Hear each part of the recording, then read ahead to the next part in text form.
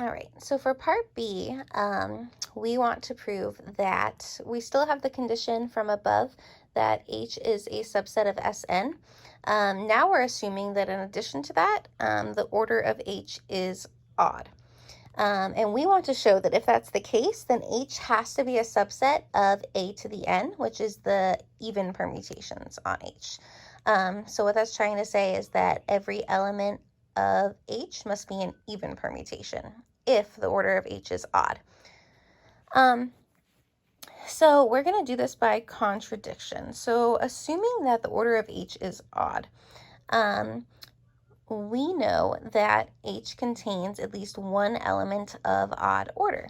And then by the proof that we just did above in part A, if it contains an odd element, then exactly half the elements are even and half of them are odd.